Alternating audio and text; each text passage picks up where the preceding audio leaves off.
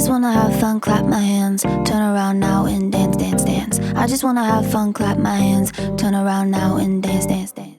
저희가 오늘 가져온 주제는 빅데이터에 대한 내용입니다. 우리가 빅데이터 많은 영역에서 계속해서 듣고 다양한 영역의 빅데이터 기술들에 대해서 본 적들은 많이 있으실 겁니다. 어떤 설비나 자동화 기계에 대한 내용들은 많은데 시스템이라든지 솔루션이라든지 어떤 데이터에 대한 내용들은 상대적으로 부족한 게 현실입니다.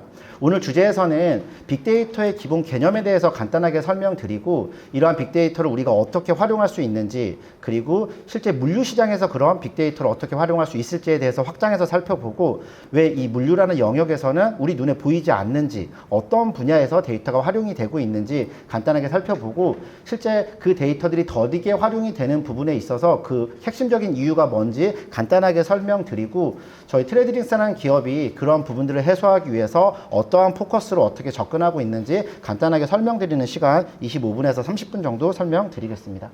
그럼 우리가 데이터에 대해서, 빅데이터에 대해서 어떻게 이해할 수 있을까 고민을 하다가 정말 간단한 부분이 있더라고요. 다름이 아니라 기존에 있었던 데이터와 빅데이터의 차이점을 살펴보면 그게 바로 빅데이터가 가지는 특징이라는 점이었습니다. 일반적으로 빅데이터를 얘기할 때 우리는 세 가지 포인트를 얘기합니다. 바로 데이터의 양. 빅데이터이기 때문에 데이터가 많아야 빅데이터가 되겠죠. 너무나 당연한 이야기이기 때문에 사람들이 이 부분을 좀 더 어렵게 받아들이는 것 같습니다. 데이터의 양이 많아야 되고, 그럼 이 데이터의 양이 많아진 계기는 무엇일까요? 이것도 정말 심플합니다. 인터넷이 빨라졌고 정보통신이 발달했기 때문에 데이터를 활용할 수밖에 없는 환경이 됐습니다. 예전에는 수많은 양의 데이터를 관리하기 위해서 용량이 필요했었고, 그 용량에 대한 관리가 기가라든지 테라바이트 단위로 관리가 됐습니다. 하지만 지금은 기가바이트나 테라바이트를 넘어서 페타바이트, 제타바이트 이런 용어들이 나오는데, 페타바이트 기준으로 보시면 우리가 6기가짜리 영화를 한 4,000편 정도 저장을 하면 1페타바이트 정도가 나옵니다. 우리가 취급할 수 있는 데이터, 수집할 수 있는 데이터의 양이 어마어마하게 많아졌고, 그렇다면 이 데이터, 수많은 데이터는 어떻게 만들 수 있을까요? 바로 다음에 있는 다양성 부분에 있습니다. 예전에 우리가 데이터를 취급할 때는 특수한 데이터를 활용하기 위해서 특정 개발 업체든지 특정 데이터 관리하는 업체에게 필요로 하는 데이터를 요청을 하고 엑셀 파일 또는 정형화된 데이터들을 요청을 해서 문서라든지 이런 형식으로 변환된 데이터를 분석하고 활용하고 사용하는 방법들이 주를 이뤘습니다. 하지만 우리가 SNS라든지 인스타라든지 유튜브라든지 아니면 여기까지 오는 그 수많은 액션, 카카오라든지 T를 이용한 지도의 경로라든지 이런 데이터들은 단순히 문자를 뛰어넘어서 정형화되어 있지 않은 비정형 데이터들을 확인하게 됩니다.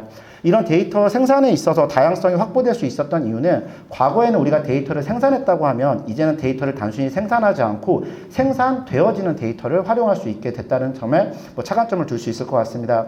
여기 지금 행사장이 일산에 있고 밑에 코리아 MAT 행사 진행 중인데요. 이 행사를 진행하는 데 있어서 예전에는 단순히 행사장에 몇 명이 왔구나 정도의 데이터를 취급했습니다. 만약에 제가 MAT 주최 측이라고 하면 데이터 관리를 좀 더 디벨롭해서 사용자들이 사전 신청을 할 때 어플리케이션을 깔게 할 것 같아요. 깔게 한 다음에 실제 어떤 담당자가 어떤 부스에 이동을 했고 어떠한 경로를 통해서 이동을 했는지 확인할 수 있다고 하면 그런 정보들이 정형화된 데이터가 아니라 비정형 데이터가 될 텐데, 그 데이터 활용을 통해서 어떤 부스의 값을 좀 더 비싸게 매길까, 또는 어떤 부스가 어떻게 배치가 돼 있고 사람들은 어떤 경로를 통해서 이동하길 선호하는가, 아니면 데이터 관리 쪽인지 로봇 쪽인지 자동화 쪽인지 MAT 행사장에 오는 사람들이 어떤 부분에 더 관심을 가질 수 있을까, 이런 정보들을 과거에는 유추했습니다. 트렌드가 SCM이니까, 트렌드가 물류니까, 트렌드가 자동화니까 이런 것들을 계획을 하는데, 데이터가 없었을 때는 그런 것들에 대한 명확한 전략적인 설계나 플랜을 할 수가 없습니다.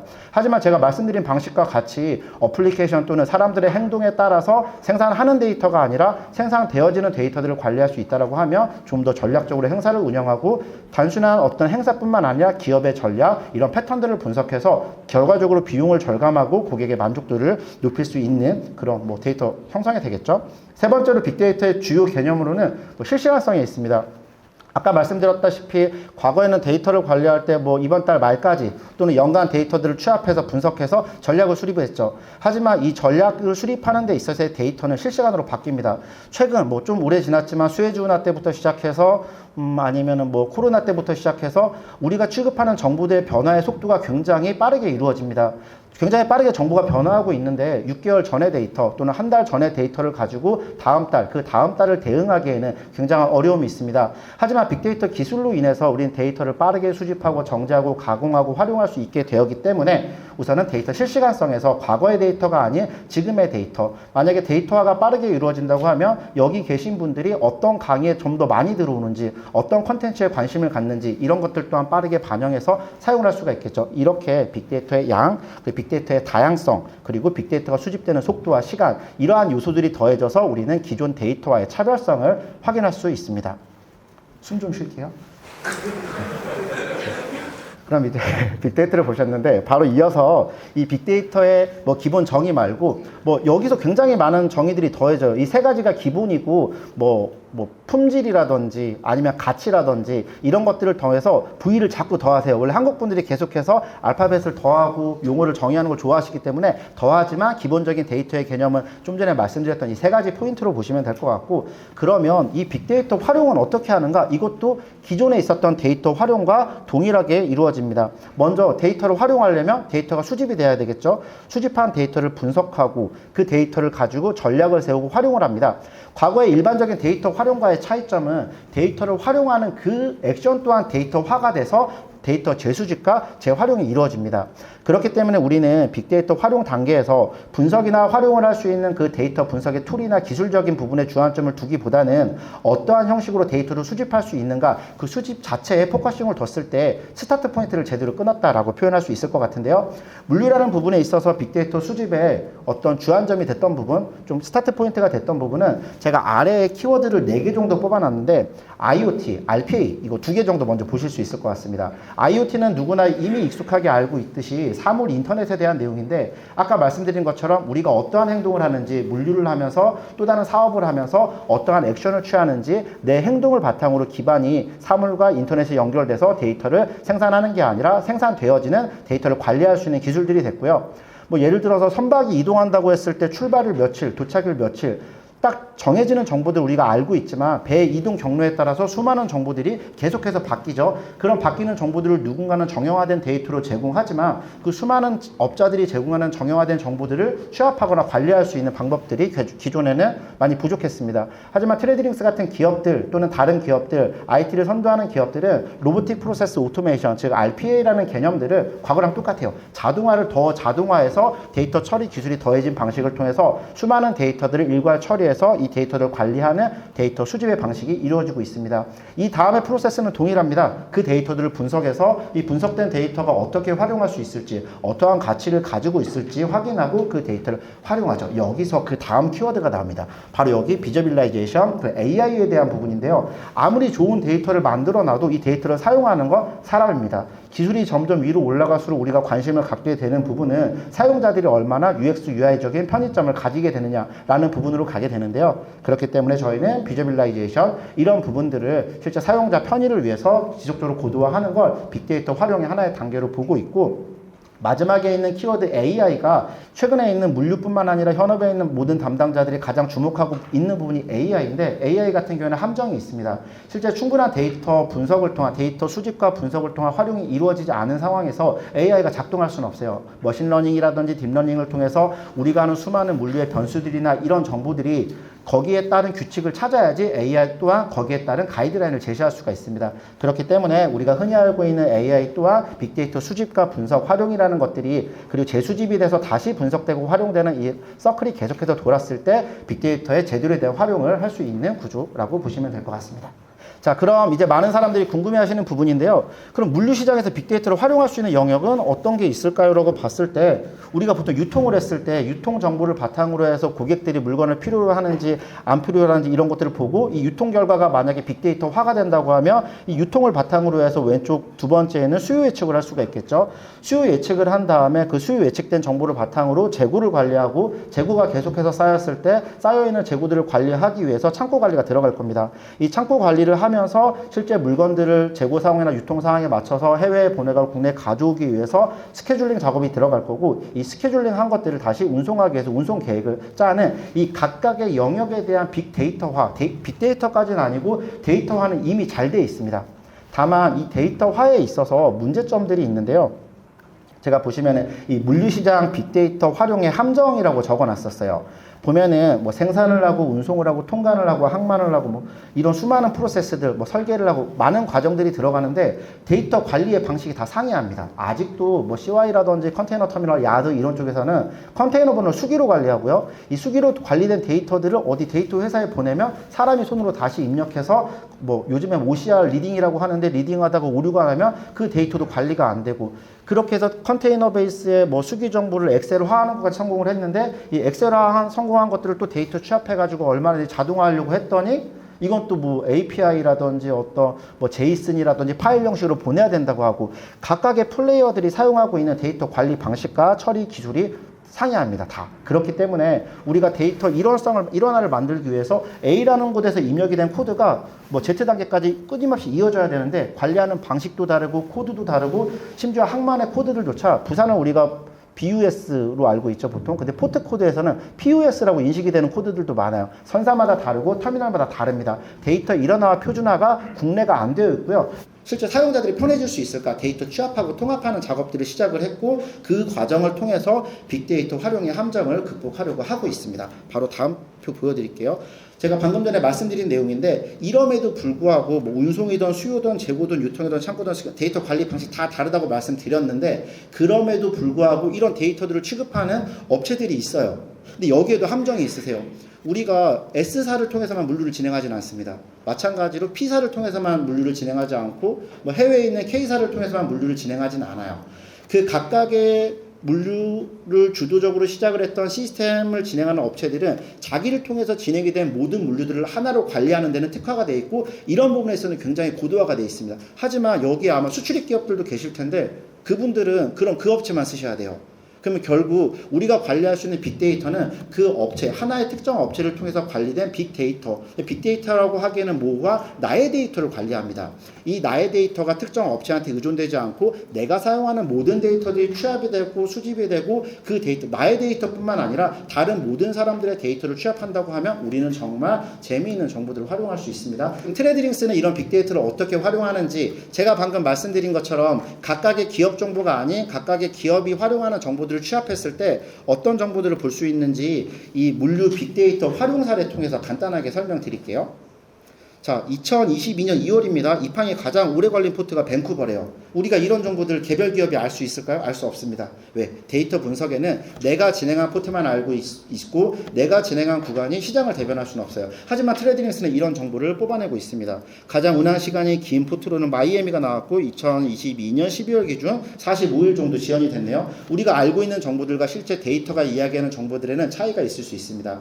단순히 운항 정보나 트래킹 정보뿐만 아니라 운임에 대한 정보 굉장히 민감한 정보죠.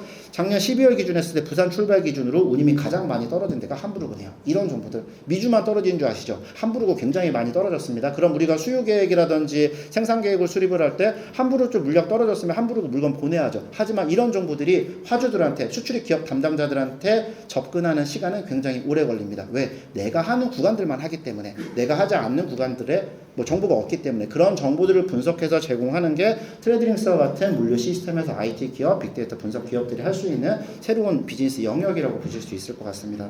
이런 정보 보여드리면 이제 궁금하실 거예요. 트레이딩스는 도대체 뭐 하는 기업이길래 이런 정보들을 다 가지고 있을까? 그래서 빅데이터 분석이라는 측면에 있어서 제가 저희 사이트에서 제공하고 있는 기능들 두 가지 정도 간단하게 보여드릴 거예요. 첫 번째 기능은 이런 데이터가 어떻게 추출이 되는지, 자, 두 번째는 그럼 이제 하나하나 업체한테 의존하지 않고 수많은 업체들을 하나로 관리했을 때 우리가 어떤 선행 관리, 수요 계획을 수립할 수 있을지 이 두 가지 포인트를 저희 페이지 통해서 간단하게 설명드릴게요. 이 앞 슬라이드에서 보여드렸던 그 포트별 지연 상황, 이 정보들을 어떻게 할 수 있냐면 지금 제가 샘플 데이터로 한 262건 정도의 데이터가 들어가 있어요. 근데 262건이 아니라 여기 계실지 모르겠지만 삼성전자, 로지텍, LG화학 뭐 이런 분들 월에 3,000건에서 4,000건, 많게는 7,000건 정도 되는 BL의 자동 트래킹 관리를 저희 사이트 통해서 하고 계십니다. 그런 분들의 데이터 관리가 이 안에 취합이 되면서 우리는 물류 빅데이터를 뽑아내서 분석해서 고객들한테 인사이트를 제공할 수가 있어요. 하지만 인사이트는 차치하고서라도 그 각각의 기업들이 도대체 트레이딩스 사이트를 왜 쓸까라고 봤을 때 이 트래킹 레포트 간단하게 보실게요. 이거 하나의 이 행정부 있어요. 이게 뭐 광양에서 출발해서 치타공 들어가는 거고 선사는 SITC를 썼고 출발일은 어떻게도 도착일은 어떻게도 이 하나의 행 정보를 확인하려고 실무 담당자들은 해당 선사 사이트에 들어가서 엑셀로 변환하는 작업하는데 손이 빠르면 2분, 손이 느리면 5분 정도 걸릴 거예요. 근데 이제 저거 SSC도 쓰고 HMM도 쓰고 에미레이트도 다양한 선사들을 쓰면은 각각의 선사 사이트 하나하나 다 들어가야 됩니다. 그러면 이제 30개 만든다고 했을 때 3, 4분 1시간 반 정도 이 작업을 한번 해야 돼요. 근데 선사에서 트래킹 정보를 업데이트 하는데 우리한테 언제 하나하나 알려줍니까? 안 알려주고 업데이트합니다. 그 업데이트되는 정보들 아까 빅데이터 분석 활용 사례 첫 번째 말씀드렸던 데이터 수집에 RPA 기능이 도입돼서 실제 출발하는 출발 포트의 정보들이 선사가 제공하는 정보들이 자동으로 업데이트돼요. 그러면 실제 100건이든 200건이든 소팅되는 것들을 소팅을 하면은 몇 건이 초과가 됐는지 이 정보를 다 분류하실 수 있거든요. 분리된 것만 관리하시고 이걸로 트래킹 레포트 바로 만드실 수 있으세요. 지금 19 플러스라는 기능에서는 무엇을 가지고 나왔냐면은 이제 사람들이 19를 써서 이제 물류에 이슈가 있다는 건 파악이 됐어요. 근데 물류 이슈 파악이 아니라 경영진들, 특히 돈에 민감하신 분들 같은 경우에 그래서 이거를 쓰면 우리가 얼마를 벌 수 있는데라는 쪽으로 포커싱이 가는데 트래킹을 쓰면 19 기능을 통해서 물류 관리를 하시면 돈을 벌 수가 있습니다. 우리가 해외 쪽에서 디머리지 디텐션 발생했을 때 그냥 통지해 주세요. 도대체 며칠에 터미널에서 물건이 나갔고 며칠에 컨테이너가 반납이 됐다는 정보를 아무도 알려주지 않습니다. 왜냐하면 국내뿐만 아니라 해외 우리가 흔히 사용하는 뭐 30개, 40개 정도 선사들이 데이터들을 하나로 취합해서 관리하지 않거든요. 아까 말씀드렸던 빅데이터 물류의 한계입니다. 각각의 선사들이 데이터 관리를 하나로 하기 때문에 그 정보들을 트레드링스가 기술력을 통해서 분석을 했고 실제 여기 보시면은 뭐 출항 이후에 입항, 접안, 양화, 터미널 출가, 상차 컨테이너, 수화인, 수령, 반납 정보까지 전부 데이터로서 고객에게 데이터에서 API로 제공을 하고 있고 이 안에서 확인할 수 있기 때문에 컨테이너 가져가서 반납한 날짜 보시면 디텐션 디머리지 날짜가 정확한지 아닌지 확인할 수 있어요. 이런 데서 우리가 경영진들 좋아하시는 부분 새는 돈을 확인할 수 있습니다. 새는 돈을 확인하고 물류 관리할 수 있는 트래킹 서비스의 확장이 19 플러스 버전, 19 2.0 버전이라고 보시면 될 것 같고 하지만 여기까지가 데이터 관리에 대한 부분이고 실제 현업에 있는 담당자분들이 고객사한테 보여줄 때 자, 이틀 지연됐습니다. 3일 지연됐습니다. 믿습니까? 안 믿어요. 특히 수혜지라든지 물류 대란 발생하고 이슈 있을 때 코로나 때 안 믿어요. 서로에 대한 불신이 너무 큽니다. 그럼 그 불신을 어떻게 해결할 수 있는가? 아까 빅데이터 키워드의 세 번째 했던 비저빌리티를 통해서 우리가 실제 지연이 되는 것들을 클릭을 해보면은 해당 건이 뭐 지도 기반으로 해서 어떤 위치를 지나고 있는지 실시간으로 보실 수 있으세요. 실제 이 건 보면은 뭐 TS 정보도 보실 수 있고 지금 이 배 위치가 여기에 있고 이 건 같은 경우에는 여기 수혜지 있어요. 수혜지 나와가지고 여기로 바로 안 가요. 바로 안 가고 수혜지 지금 포트사이드 앞에서 빙글빙글 돌았습니다. 왜냐하면 그때 뭐 이쪽에 뭐 파업이나 이런 것들이 있으면서 배가 몰려 있을 때 바로 가면은 여기서 또 기름값이 많이 들겠죠. 선사 입장에서 운영을 해야 되니까 여기서 바로 안 가고 빙글빙글 돈 다음에 시간 맞춘단 말이에요. 이런 정보들을 우리는 데이터 통해서 바로 데이터뿐만 아니라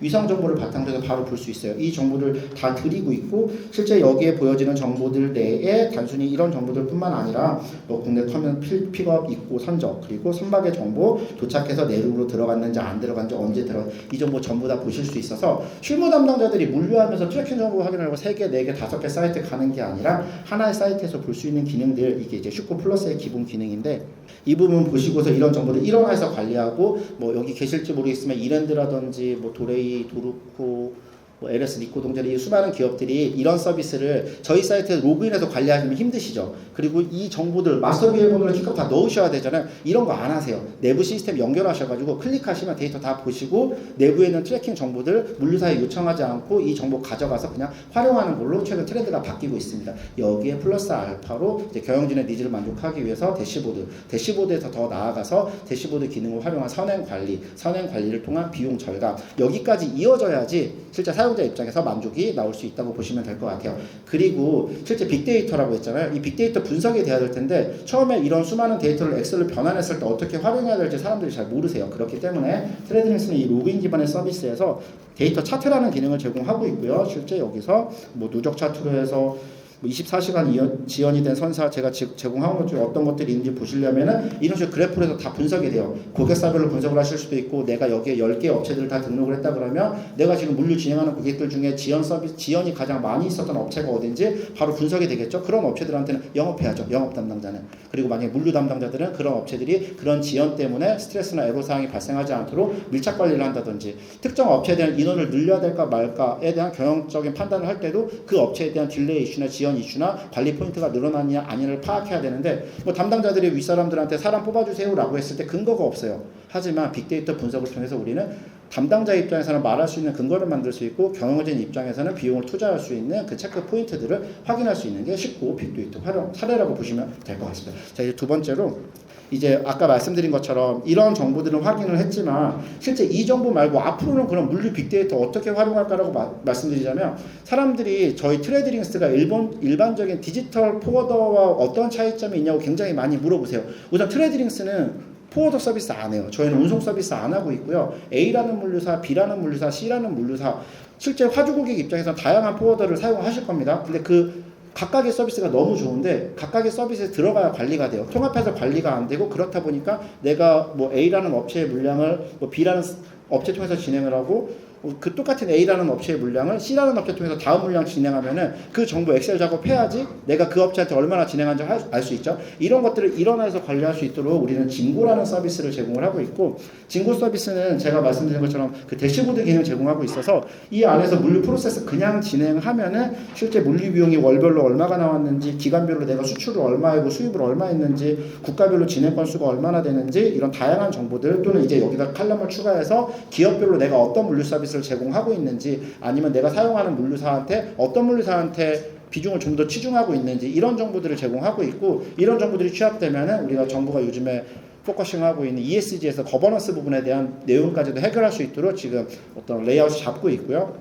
그래서 이런 정보들이 또 우리가 입력하면 귀찮잖아요. 입력하는 게 아니라 견적 관리라는 부분 그리고 이 견적에서 선적으로 이어지는 서류 관리까지 이루어지는 이런 부분들을 하나의 서비스 내에서 관리하게 제공할 수 있게 함으로써 아까 그 대시보드를 생성하고 있어요. 그래서 우리가 견적 요청서 작성할 때 제가 이거 샘플로 하나만 넣어볼게요. 우리가 1차, 2차, 3차에서 여러 차를 하면은 기존에 있었던 견적풀로 오시고서 그 실제 등록하게 하신 다음에 여기서 속도도 빨라요. 항차 정보만 바꾼 다음에 출항을 잡고서 다음 단계 넘어가시잖아요. 그러면은 기존에 쓰던 물류사들 불러오실 수도 있고 아니면 내가 트레이딩스 안에는 A사, B사, C사 여기 담아지죠. 우리가 예전에 컴퓨터 구매하던 것처럼 담아서 비교 견적 받아 보시고서 원하시는 업체 선택할 수 있어요.